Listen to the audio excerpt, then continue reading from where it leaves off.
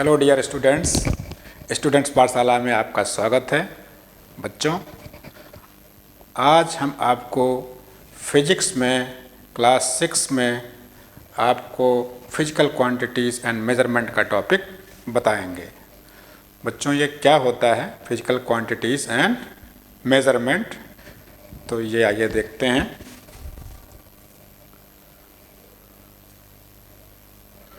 Physical quantities and measurement, ये आपके chapter का नाम है, क्लास 6 में है। तो अब इसमें सबसे पहले हम लोग देखते हैं मेजरमेंट क्या होता है। Measurement is a part of almost every aspect of our life. Measurement क्या है बच्चों? मेजरमेंट हम लोगों की लाइफ का रोज का पार्ट है। जैसे सपोज करो आप या आपकी फैमिली में कोई प्लान बनाता है। मान लो अभी सर्दी की छुट्टियां हुई हैं, गर्मी की छुट्टियां आती हैं, उनमें हम लोग प्लान बनाते हैं। कोई कहता है हम नैनीताल घूमने जाएंगे, कोई कहता है हम जम्मू कश्मीर जाएंगे। ठीक है, तो बच्चों जब हम लोग प्लान बनाते हैं सबसे पहले दिमाग में क्या चीज़ आती है कि ये कितनी दूर है हमारे घर से। ठीक है, मान लो नैनीताल है, आपने सोचा कि हम नैनीताल जाएंगे, तो नैनीताल सबसे पहले दिमाग में क्या आएगा? कितनी दूर होगा, ठीक, कितना समय लगेगा वहाँ पहुँचने में। ठीक है, तो ये जो समय लगना, सपोज करो आपकी ट्रेन 10 घंटे लेती है ना, तो वो टाइम जो है उसके हिसाब से आप प्लान बनाओगे। अगर आप इस हिसाब से प्लान नहीं बनाओगे, आप सोचोगे हम 10 मिनट में पहुँच जाएंगे, ठीक है, तो आपका प्लान फेल हो जाएगा। या आपका जो हमने जैसे बताया कि कितनी डिस्टेंस है, ठीक है, आपको मालूम नहीं है अगर कितनी दूरी है वहाँ तक, तो आप कैसे प्लान बनाओगे, किस तरह से जाओगे? मान लो आप सोचते हो कि हम पैदल चले जाएंगे, छोटी दूरी होगी तो पैदल चले जाओगे 500 मीटर, 1 किलोमीटर। अगर मान लो ये 600 किलोमीटर है तो आप पैदल नहीं जा पाओगे। ठीक है बच्चों, तो उसके लिए आपको प्लान करना पड़ेगा कि हम 4 व्हीलर से जाएंगे या ट्रेन से जाएंगे या बाई प्लेन जाएंगे। तो इसलिए कुछ भी हम प्लान करते हैं तो सबसे पहले मेज़रमेंट आता है। मेज़रमेंट इन चीज़ों का, जो फिजिकल चीज़ें हैं हमारी, क्या, जैसे कि कितना टाइम लगेगा, कितना डिस्टेंस होगा, ये मेज़रमेंट की चीज़ें हैं। ठीक बच्चों, तो आप लोग समझ रहे होंगे धीरे धीरे कि क्या चीज़ होती है मेज़रमेंट। ओके, तो मेज़रमेंट जैसे एग्जांपल में हमने लिखा हुआ है, if we plan to go new place, first we will need to know distance and time to reach there. ठीक है, so that we can plan our journey properly. Okay, next हमारी definition इसकी क्या बनती है? Determining the exact value of a known quantity by comparing it with a known fixed quantity of same kind is known as measurement. इसका क्या मतलब हुआ बच्चों? इसका मतलब ये हुआ है किसी भी चीज़ की, किसी भी फिजिकल क्वांटिटी की हमें अगर एग्जैक्ट वैल्यू जाननी है, ठीक है, किसी भी चीज़ की एग्जैक्ट वैल्यू जाननी है तो हमें उसी तरह की, सेम काइंड हमने बताया ना, उसी तरह की फिक्स्ड क्वांटिटी नोन पहले से मालूम होनी चाहिए, कोई चीज़ जिससे हम कंपेयर कर सकें। तो वही हमारा मेजरमेंट होता है। ठीक है, कैसे? बहुत ही सिंपल है बच्चों। जैसे आप लोग अपने क्लास में हो, ठीक है, आपके पास क्या है, एक रूलर होता है। किसी के पास 15 सेंटीमीटर का होगा, किसी के पास 30 सेंटीमीटर का होगा। आप लोग सब जानते हैं मैथ में यूज़ होता है। तो वो हमारे पास नोन एक फिजिकल क्वांटिटी है जिससे कंपेयर करके, मान लो आप लोग देखते होगे ना, सपोज करो ये हमारे पास पेन है, ठीक है, अब कोई ये पूछे ये पेन की लेंथ कितनी है, तो आप क्या करोगे? सिंपली उस स्केल को लोगे और उसके पैरेलल इसको आप रख दोगे और अपने आप उसमें मार्किंग बनी होती है 0 से लेकर के 30 सेंटीमीटर की। मान लो ये 10 सेंटीमीटर तक यहाँ तक लेंथ आती है, तो आप मेज़र करके बता दोगे ये 10 सेंटीमीटर का है। ठीक है बच्चों, बिल्कुल यही चीज़ इसमें आपके डेफिनेशन में कही गई। क्या? Determining the exact value of unknown quantity. ये अननोन क्वांटिटी हुई हमारे लिए, ठीक है, by comparing it with a non fixed quantity. Non fixed quantity क्या हुई?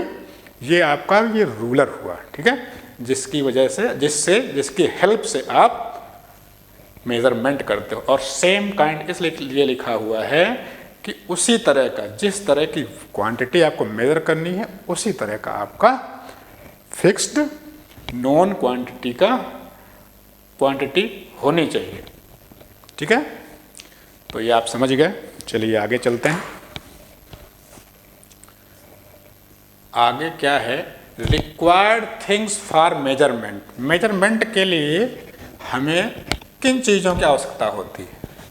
तो सबसे पहले हमने अभी बताया पीछे जब हम लोग डेफिनेशन में थे इसकी, नॉन क्वांटिटी। क्या मतलब हुआ? एक आपके पास नॉन क्वांटिटी होनी चाहिए, मतलब एक मेजर्ड ऑलरेडी होना चाहिए। ठीक है, जैसे रूलर है आपका, वो आपका क्या है? Known quantity. क्या है इसका? A fixed quantity of the same type as the unknown quantity. जैसी अननोन क्वांटिटी आपको मेजर करनी है उसी तरह की नॉन क्वांटिटी होनी चाहिए। सेकेंड थिंग क्या है? मैग्नीट्यूड। मैग्नीट्यूड क्या होता है? The numerical value of the measurement. जब हम लोग मेज़र करते हैं उसकी न्यूमेरिकल वैल्यू, जो हमने बताया ना, रूलर में क्या होते हैं? पार्ट्स बने हुए होते हैं, उसमें कहीं 1 2 3 4 5 6 7 ऐसे सेंटीमीटर्स होते हैं, उनके भी पार्ट्स होते हैं मिलीमीटर में। 1 सेंटीमीटर के अंदर छोटे छोटे मिलीमीटर में पार्टीशन किया गया होता है, वो क्या होता है? मैग्नीट्यूड। राइट। थर्ड क्या होता है बच्चों? यूनिट। यूनिट क्या चीज़ होती है? The smallest quantity use to measure other quantities.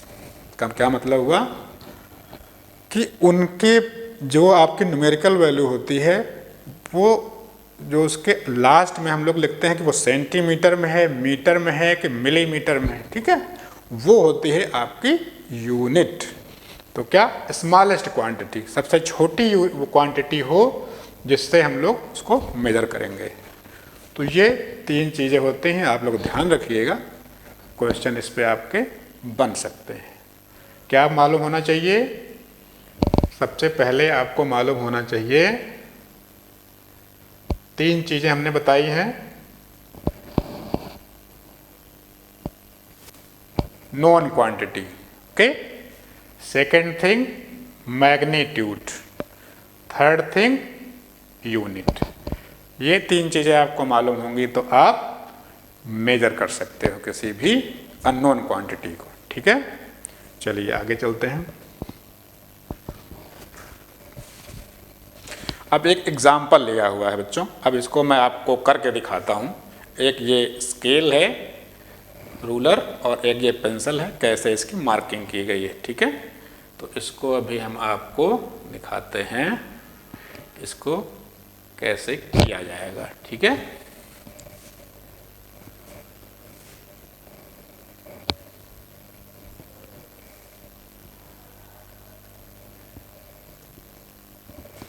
तो सपोज करो ये आपके पास एक स्केल है। ठीक है, स्केल से आप लोग, सब लोग स्केल की जानकारी रखते हैं, आप लोग यूज करते हैं मैथ में। तो स्केल में ये देखते होंगे ऐसे, ये आपके कुछ मार्किंग बनी हुई होती हैं। ठीक है, ये मार्किंग क्या होती हैं? इधर 0 लिखा होगा, 1 2 3 4 5 6, और ये आगे लाइन चली जाती है। ठीक है, अब ये क्या होता है स्केल में? ये सेंटीमीटर होते हैं, cm लिखते हैं इसके लिए। ठीक है, अब इनका भी पार्ट हम लोग करते हैं। ठीक है, ये देखिए, ये क्या होते हैं? जो छोटे पार्ट हैं बच्चों, ठीक है, जो छोटे पार्ट होते हैं, सपोज करो ये है, ये होता है मिलीमीटर। ठीक, अब किसी चीज की मान लीजिए आपको मेजर करना है, सपोज करिए हमने आपको दिखाया था कोई एक, मान लीजिए पेंसिल है। ठीक है, ये आपकी पेंसिल है। ठीक है, अब आपको इसकी लेंथ बतानी है कितनी है। ठीक है, तो आपने स्केल रखा, इसके पैरेलल में ही आपने पेंसिल रख दी, और ये देखिए 0 पे, 0 के सामने इसका एंड पॉइंट फर्स्ट रखा, और लास्ट एंड पॉइंट जहाँ पे भी पहुँचेगा वहाँ इसकी लंबाई उतनी हो जाएगी, 0 से आगे हम लोग काउंट कर लेंगे। अब इसके पैरेलल में हम लोग देखेंगे ये कहाँ तक आ गए, ये, ठीक है। तो इसकी लेंथ क्या हो जाएगी इस पेंसिल की, ये देखिए बहुत ही आसानी से आप लोग बता सकते हैं, 3 सेंटीमीटर, ठीक है।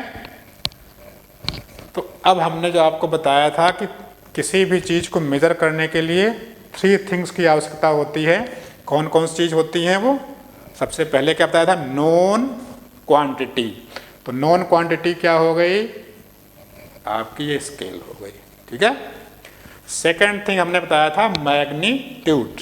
मैग्नीट्यूड क्या हो गया, ये जो मैग्नीट्यूड 1 2 3 4 5 6 ये मैग्नीट्यूड्स हैं, ओके गुड।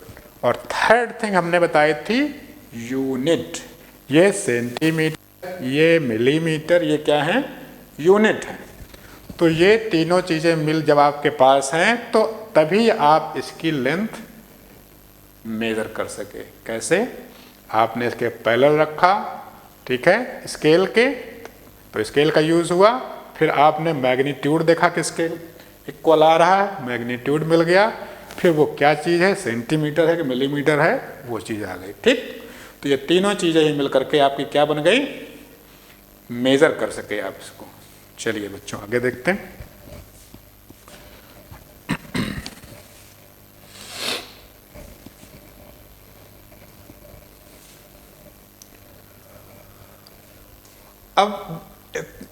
अब ये देखिए बच्चों आगे क्या है, फिजिकल क्वांटिटीज़। हम कई बार आपसे बोल चुके हैं क्या होता है फिजिकल क्वांटिटीज़। अब यहाँ बताया गया है फिजिकल क्वांटिटीज़ क्या होती है। Any quantity that can be measured is physical quantity. जिस भी क्वांटिटी को हम मेजर कर सकते हैं, ठीक है, जिस भी क्वांटिटी को हम मेजर कर सकते हैं वो फिजिकल क्वांटिटी होती है। एग्जाम्पल के लिए लिखा है टाइम, वॉल्यूम, एरिया, लेंथ और इसी तरह कई सारी चीज़ें जो आप देखते हो, है ना, ये सारी चीज़ें होती हैं, हम मेजर कर सकते हैं, उन्हें हम फिजिकल क्वांटिटी कहते हैं। अब फिजिकल क्वांटिटी के 2 टाइप होते हैं। Number 1, there are 2 type of physical quantity. Number 1 fundamental physical quantities and second is derived physical quantities. अब ये क्या होती हैं अलग अलग, फंडामेंटल क्या है, डेराइव्ड क्या है। तो ये बच्चों देखिए फंडामेंटल फिजिकल क्वांटिटीज क्या होती हैं, बेसिक फिजिकल क्वांटिटीज, वो basic physical quantities that do not depend upon other quantities. वो फिजिकल क्वांटिटी जो दूसरी फिजिकल क्वांटिटी के ऊपर डिपेंड नहीं करती है उसको हम फंडामेंटल फिजिकल क्वांटिटी कहते हैं। चलिए अब देखते हैं ऐसी कौन सी चीज़ें होती हैं जो हमारी फंडामेंटल क्वांटिटीज़ होती हैं। तो बच्चों ये बहुत ही इम्पोर्टेंट है। There are 7 fundamental quantities, right. वो कौन कौन सी हैं, 7 फंडामेंटल क्वांटिटीज हैं, आपके बोर्ड में आप देख सकते हैं, ठीक है। नंबर 1 पे क्या है, length. Number 2 mass. Number 3 time and 4th temperature, ठीक है। अब लेंथ कैसे, किसी चीज़ की लेंथ आपको मेजर करनी है, राइट। तो आप सिंपली क्या करेंगे, एक स्केल ले लीजिए, छोटी डिस्टेंस है तो स्केल ले लीजिए, बड़ी डिस्टेंस है तो मेजरिंग टेप ले लीजिए, राइट। तो उससे क्या होगा, आप सीधे उसके पैरेलल रख दीजिए, जहाँ तक काउंटिंग जाती है वही उसकी लेंथ हो जाएगी। अब आप बताइए क्या किसी दूसरी चीज़ की ज़रूरत पड़ी क्या आपको, किसी दूसरी फिजिकल क्वांटिटी की ज़रूरत पड़ी हो लेंथ मेज़र करने के लिए?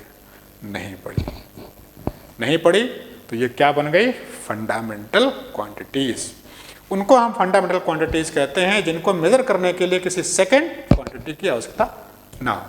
इसी तरह मास है, किसी चीज़ का मास है, सीधे हम वेइंग मशीन में रखते हैं, उसका मास आ जाता है, किसी थर्ड चीज़ की आवश्यकता नहीं। टाइम, टाइम, टाइम में भी यही चीज़ है। टाइम किसी के साथ किसी के ऊपर डिपेंड नहीं करता है, ये सब इंडिपेंडेंट है। टेम्परेचर, किसी का टेम्परेचर नापना हो, क्या हो, थर्मामीटर लगाइए, टेम्परेचर आ जाता है। इलेक्ट्रिक करंट, बच्चों ये आगे आप लोग पढ़ेंगे इलेक्ट्रिक करंट जब आपको फिजिक्स में पढ़ेंगे, इलेक्ट्रिसिटी पढ़ेंगे तो वहाँ पे इसके बारे में पढ़ेंगे। इलेक्ट्रिक करंट भी हमारी फंडामेंटल क्वांटिटी है, ये भी इस पे ये भी किसी दूसरे पे डिपेंड नहीं करती। इसी तरह ल्यूमिनस इंटेंसिटी, ल्यूमिनस इंटेंसिटी क्या होती है? जो भी चीज़ें जैसे ट्यूबलाइट है, बल्ब है, ये क्या होते हैं? ग्लो करते हैं। तो जो ग्लो करने की इंटेंसिटी होती है दैट इज ल्यूमिनस इंटेंसिटी, ठीक है? वो भी डिपेंड नहीं करती दूसरी क्वांटिटीज़ के ऊपर। थर्ड है अमाउंट ऑफ सब्सटेंस। ये क्या होता है? ये अमाउंट ऑफ सब्सटेंस क्या होता है? जो हमारे मैटर जब होते हैं उनमें कुछ क्या होते हैं? एटम होते हैं, मॉलिक्यूल्स होते हैं, आयंस होते हैं, राइट? तो उनका हम अमाउंट जानते हैं। अमाउंट जो उनमें कितने मॉलिक्यूल्स होते हैं, राइट? उसको हम अमाउंट ऑफ सब्सटेंस बोलते हैं। तो वो भी डिपेंड नहीं करते हैं किसी दूसरी क्वांटिटी के ऊपर, ओके? तो ये हमारी 7 हो गई फंडामेंटल क्वांटिटीज़। इसको आप याद रखिएगा, हमेशा याद रखिएगा, ये कभी भी क्वेश्चन आ सकता है इसका, क्योंकि ये बहुत ही इम्पोर्टेंट है और हर जगह आगे आपको आने वाला है। चलिए बच्चों आगे देखते हैं। ये आपका डायग्राम दिखाया गया है जो अभी हमने फिजिकल क्वांटिटीज़ पढ़ी।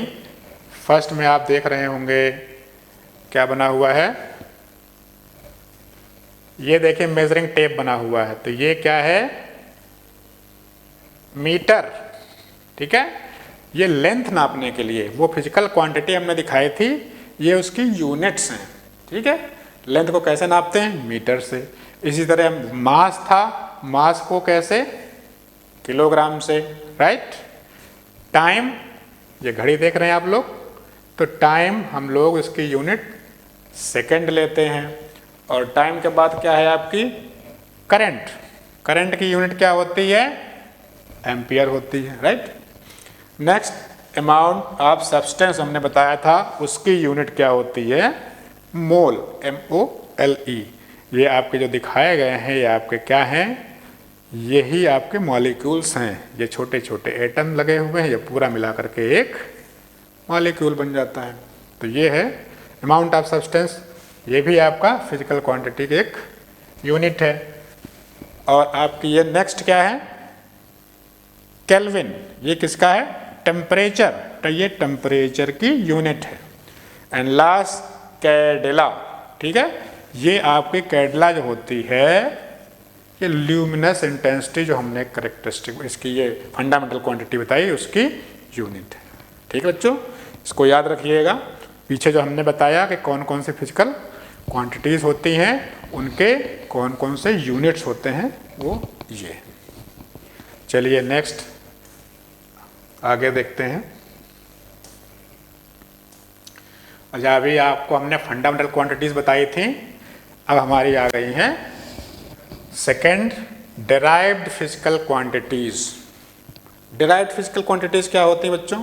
जैसा कि नाम में ही है डिराइव्ड, ये किसी चीज़ से डिराइव होकर आई हैं, मतलब किसी दूसरी फंडामेंटल क्वांटिटीज़ या दूसरी क्वांटिटीज़ के ऊपर ये डिपेंड करेंगी, राइट? लिखा भी है physical quantities that are derived from one or more fundamental quantities, right? For example जैसे वॉल्यूम है, एरिया है, स्पीड है, ठीक है? अब देखिए जैसे एरिया है, ठीक है बच्चों? एरिया के बारे में आप सब जानते होंगे, आप सबने पढ़ा होगा मैथ में, या नहीं पढ़ा होगा तो भी हम बता देंगे आपको क्या होता है। और स्पीड भी आप पढ़ेंगे आगे, और वॉल्यूम भी पढ़ेंगे। चलिए इसको हम यहाँ आपको बता देते हैं।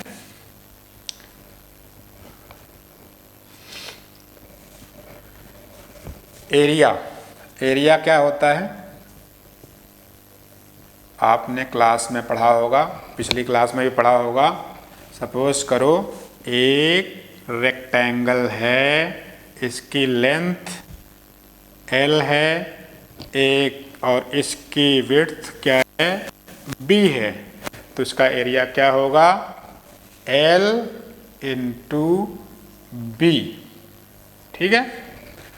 तो एरिया दो फिजिकल क्वांटिटीज़ के ऊपर डिपेंड हुआ, इसकी लेंथ पे इसकी विड्थ पे दोनों को मल्टीप्लाई करते हैं तो एरिया आता है। ठीक है, जैसे आप लोगों ने देखा होगा, मान लो इसकी लेंथ हम कर दें 10 सेंटीमीटर और इसको हम कर देते हैं 4 सेंटीमीटर, तो एरिया क्या हो जाएगा 10 × 4 = 40। सपोज करो ये सेंटीमीटर में है, ये सेंटीमीटर में है, तो ये भी आ जाएगा क्या सेंटीमीटर, सेंटीमीटर स्क्वायर सेंटीमीटर होता है। ये 2 बार आ गया ना सेंटीमीटर, तो इसकी यूनिट होती है स्क्वायर सेंटीमीटर। तो ये मैथ खाली हमने इसलिए बताया बच्चों कि ये आप समझ जाइए एरिया में 2 लेंथ आई हुई हैं, एक विड्थ है एक लेंथ है, तब जाके आपका एरिया बना। ये 2 चीज़ों पे डिपेंड कर रहा है। ठीक है, आपकी फिजिकल क्वांटिटीज लेंथ के ऊपर डिपेंड कर रहा है, उसकी लेंथ और विड्थ के ऊपर, इसलिए ये डिराइव्ड क्वांटिटी है। ओके, चलिए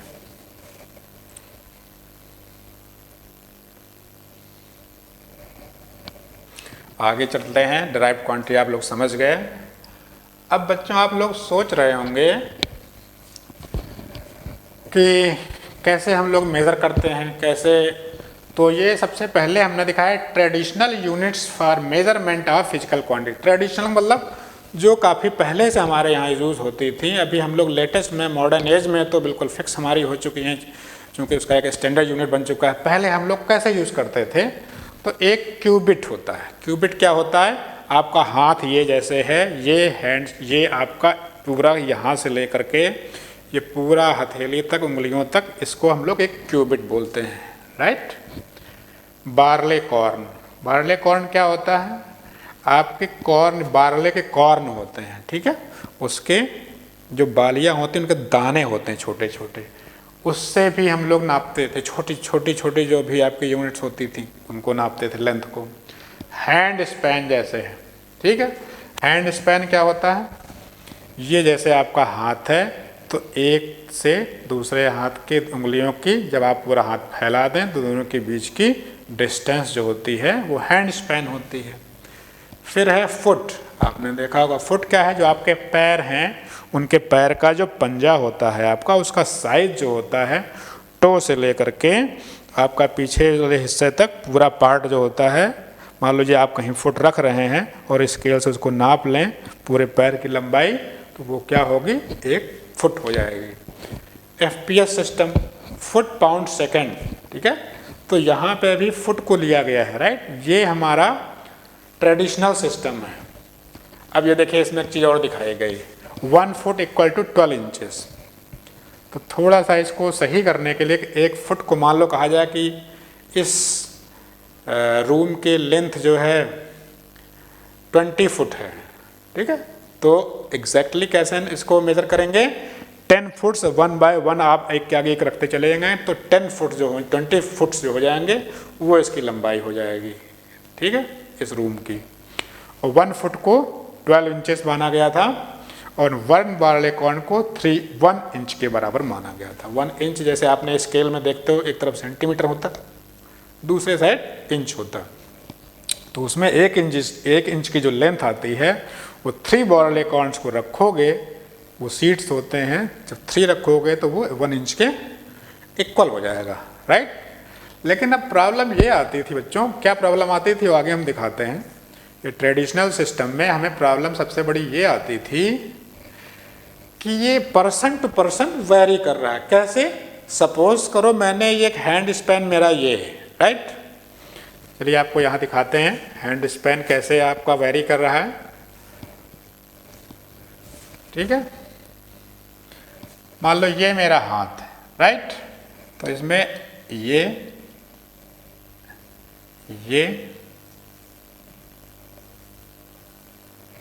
एक सेकेंड,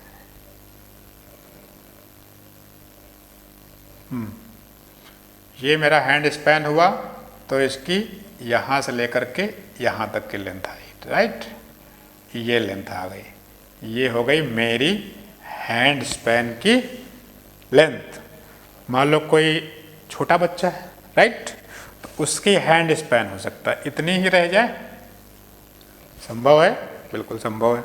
कोई और किसी, मान लो आप हमसे भी ज़्यादा वैसा बड़ा है कोई भी व्यक्ति है तो उसका हैंड उसका और भी बड़ा हो सकता है। सपोज करो उसका यहाँ तक पूरा हैंड स्पैन आएगा बड़ा, राइट। किसी किसी कंट्री के लोग बड़े होते हैं, उनके हाथ पैर हर चीज़ हमसे इंडियन से ज़्यादा बड़ी होती है, तो भी उनका हाथ भी बड़ा होगा तो हैंड स्पैन भी बड़ा होगा, तो उसकी लेंथ ये हो जाएगी। अब बच्चों ये बताइए, एक ये 3 हैंड स्पैन हो गए। अब हम मान लो सपोज करो मेज़र करना चाहते हैं, सपोज करो ये बोर्ड है, इस बोर्ड को हमें बताना है कि इसकी लेंथ क्या है। अगर हम हैंड स्पैन से बताएंगे तो हम अपने हैंड से बताएंगे तो बताएंगे इसकी 7 हैंड स्पैन है, राइट। अब वहीं छोटा बच्चा जब अपने हैंड स्पैन से देखेगा तो हो सकता है उसको 9 हैंड स्पैन आए, और जो जिसका हैंड स्पैन बड़ा है जब वो करेगा तो हो सकता है 5 आए। तो क्या बताएंगे?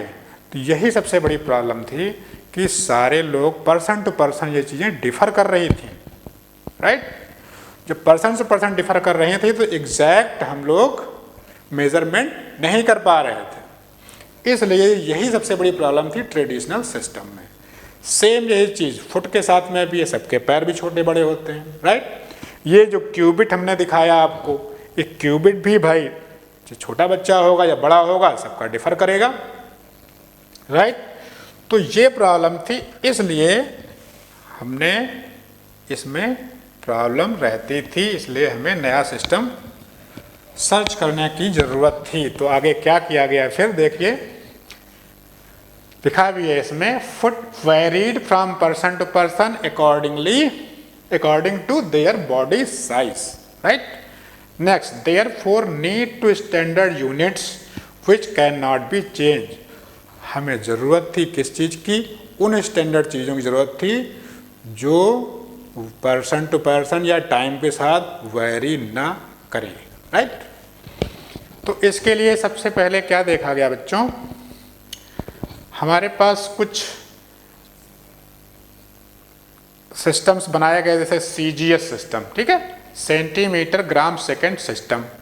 एक MKS सिस्टम है, मीटर किलोग्राम सेकंड सिस्टम, ठीक है। तो CGS का मतलब क्या हुआ? सेंटीमीटर ग्राम सेकंड, मतलब यहाँ पे हम सेंटीमीटर में नापते हैं, फिर ग्राम में, फिर सेकंड में। और किसी किसी कंट्री में MKS system metre kilogram second. तो दोनों ही चीज़ें हमारी सही हैं, अलग अलग कंट्री में यूज़ होती थी, ओके। इसके भी पहले एक आई थी मीट्रिक सिस्टम, ठीक है। मीट्रिक सिस्टम में क्या होता था, वो 1791 के आसपास थी मीट्रिक सिस्टम। उसमें क्या होता था, लेंथ के लिए हम लोग मीटर का यूज़ करते थे, ठीक है, और वॉल्यूम के लिए लीटर का यूज़ करते थे, मास के लिए ग्राम का यूज़ करते थे, ओके। तो ये सब चीज़ें अलग अलग जगह चल रही थी, लेकिन फिर भी ये जब हम लोगों को SI सिस्टम आया, SI का मतलब क्या है? International system of units. Paris में आपका 1960 में एक मीटिंग हुई सारे कंट्रीज़ की, वहाँ पे ये डिसाइड हुआ कि हमें एक ही स्टैंडर्ड यूनिट बना के चलना चाहिए, जिससे हर कंट्री को कोई प्रॉब्लम ना हो, आपस में हमारा कम्युनिकेशन आसान हो सके, या एक दूसरे को हम लोग जान सकें कि कैसा एक ही सिस्टम रहेगा तो हमें प्रॉब्लम्स नहीं आएंगी। नहीं तो किसी चीज़ को हम कुछ समझेंगे, दूसरे कंट्री में लोग कुछ समझेंगे, तो वो डिफरेंसेस रहेंगे। तो एक इंटरनेशनल सिस्टम बना 1960 में, उसको हम लोग क्या बोलते हैं? SI system, international system of units. अब देखिए बच्चों, जो हमने 7 फंडामेंटल क्वांटिटीज़ बताई थी, उनकी यूनिट्स यहाँ बताए गए हैं। क्या क्या हमने बताई थी क्वांटिटीज़ आपको? Mass, length, time, current, temperature, amount of substance, luminous intensity. अब इनको हम किस सिंबल से जानते हैं?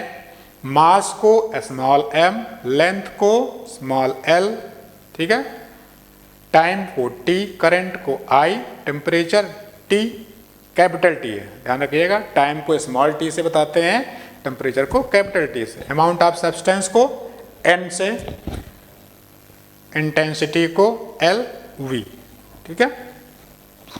और इनकी यूनिट्स क्या होती, एसआई सिस्टम में जो आपका अभी इंटरनेशनल सिस्टम है, ये वही चीज़ है जो एक्सेप्टेबल है इंटरनेशनल, ठीक है। एसआई सिस्टम इंटरनेशनल सिस्टम है, तो इसमें मास के लिए किलोग्राम होता है इसका यूनिट, राइट। लेंथ के लिए मीटर और एम से डिनोट करते हैं। इसी तरह टाइम के लिए सेकंड होता है, एस से डिनोट करते हैं। करंट को एम्पियर कैपिटल ए से। फिर टेम्परेचर आया, इसका यूनिट क्या होती है, केल्विन, राइट, को के से। अमाउंट ऑफ सब्सटेंस, इसका क्या है यूनिट, मोल और MOL, ठीक है। ल्यूमिनस इंटेंसिटी कैडला होती है, इसको CD से डिनोट करते हैं, ओके। चलिए आगे देखते हैं। ये अभी आपको हमने बताया था ना मीट्रिक सिस्टम, मीट्रिक सिस्टम के बारे में बताया गया है। मीट्रिक सिस्टम में क्या होता है, यूनिट क्या हो गई, मीटर, ग्राम, लीटर, ठीक है। तो मीटर के आगे देखिए, इसको हम लोग कैसे इससे बड़ी यूनिट और छोटी यूनिट बनाते हैं, ठीक है। बड़ी यूनिट जब बनाते हैं उसको मल्टीपल बोलते हैं, जब उससे छोटी यूनिट पे जाते हैं उसको सब मल्टीपल बोलते हैं। मीटर से बड़ी यूनिट डेकामीटर, फिर हेक्टोमीटर, फिर किलोमीटर, राइट।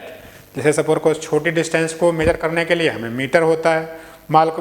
सपोज करो एक हमें फील्ड का मेजरमेंट करना है, तो मालूम चला कि ये 20 मीटर है या 30 मीटर है, राइट। अभी आपको अब कहा जाए कि मान लो यहाँ से लेकर के आपको सपोज करो कलकत्ता से लेकर के आपको दिल्ली की कितनी लेंथ है, तो आप मीटर से नहीं कर पाओगे, बहुत ज़्यादा मीटर हो जाएंगे, राइट। तो उसके लिए हमें बड़ी यूनिट चाहिए होती है, तो बड़ी यूनिट हमने इससे बनाई, क्या हो गई, डेकामीटर। तो डेकामीटर कितनी हुई, 1 मीटर की 10 टाइम्स डेकामीटर, और उस डेकामीटर की भी 10 टाइम्स हेक्टोमीटर, उस हेक्टोमीटर की 10 टाइम्स किलोमीटर, राइट। तो हम किलोमीटर से नापेंगे, जैसे हमने बताया था ना कलकत्ता से दिल्ली की दूरी मान लो 1000 किलोमीटर है, तो 1000 किलोमीटर वहाँ पे आएंगे। वहाँ मीटर बनाएंगे तो बहुत ज़्यादा हो जाएगा, तो कंपेरेबल हमारे किलोमीटर से है वो डिस्टेंस। नेक्स्ट क्या हुआ, अब मान लो छोटी यूनिट बनानी है सपोज करो आपको, राइट। सपोज कहा जाए कि ये पेंसिल या पेन की लेंथ कितनी है, तो आप मीटर में बताना तो आप डेसिमल में जाके बताओगे, लेकिन जो हमारी छोटी यूनिट्स हैं उनके द्वारा बताना चाहिए, जो परफेक्ट होता है। सपोज करो मीटर, इसका छोटा होता है डेसीमीटर, इसका 10 टाइम्स छोटा होता है, राइट। फिर आता है सेंटीमीटर, डेसीमीटर का 10 टाइम्स छोटा सेंटीमीटर होता है। और अगला है मिलीमीटर, सेंटीमीटर से भी 10 टाइम्स होता है मिलीमीटर। ये देखिए यहाँ पे यही चीज़ दिखाई गई है, नीचे जो एरो लगे हुए हैं, यहाँ 10 से आप मल्टीप्लाई करते जाओगे। एक इसी तरह जैसे मीटर हमने बताया, सेम इसी तरह ग्राम होता है, ग्राम, डेकाग्राम, हेक्टोग्राम, किलोग्राम। छोटी यूनिट के लिए या सब मल्टीपल के लिए decigram, centigram, milligram, right. Litre जो आपका वॉल्यूम नापने का काम आता है, डेकालीटर, हेक्टोलीटर, किलोलीटर। इसी तरह छोटी में छोटी यूनिट के लिए डेसीलीटर, सेंटीलीटर, मिलीलीटर। तो आप सोचिए क्या हो रहा है इसमें, जब हम मीटर से लेफ्ट साइड चलते हैं, ओके, लेफ्ट साइड मतलब क्या हुआ, जब 10 टाइम्स मल्टीप्लाई किया तो उससे बड़ी यूनिट आ गई डेकामीटर, उसमें 10 से किया तो हेक्टोमीटर, उसमें 10 से किया तो किलोमीटर। तो किलोमीटर कहा जाए 1 मीटर से कितने टाइम्स बड़ा है, तो 10 टाइम्स ये हो गया, 10 टाइम्स ये हो गया, 10 टाइम्स हो गया। 3 बार 10 टाइम्स करेंगे तो 1000 टाइम्स हो जाएगा, ठीक। तो 1 किलोमीटर में 1000 मीटर इसीलिए होता है, ओके। इसी तरह अगर कहा जाए मीटर, 1 मीटर में कितने मिलीमीटर होते हैं, तो कैसे बताएंगे आप, डेसीमीटर कितने हुए 1 मीटर में 10, राइट, जो हमने बताया ना 10 टाइम्स ये है। फिर सेंटीमीटर कितने हुए 1 मीटर में, 10 × 10 मतलब 100 सेंटीमीटर। मिलीमीटर कितने हुए 10 × 10 × 10 1000 मिलीमीटर, राइट। तो ये हमने आपको बताया मीट्रिक यूनिट, ये कैसे हम लोग चेंज करते हैं छोटी यूनिट से बड़ी यूनिट, और मिड और एक नॉर्मल से बड़ी यूनिट और उससे छोटी यूनिट कैसे हम लोग बनाते हैं। चलिए आगे चलते हैं। इसके आगे बच्चों आपको इसके बारे में हम डिटेल में बताएंगे कैसे इनको डिनोट करते हैं, ठीक है। जो आपके ये यूनिट्स होते हैं इनको कैसे डिनोट करते हैं, कैसे लिखते हैं, ठीक है। इसको हम लोग अगले लेक्चर बताएंगे। बच्चों जो भी चीज़ अगर आपने अभी तक जो समझाई है कुछ भी समझ में ना आ रही हो तो हमें कमेंट बॉक्स में ज़रूर लिखें, हम उसका पूरा सलूशन देंगे, बताएंगे आपको। कोई भी कन्फ्यूज़न होगा उसको हम दूर करेंगे।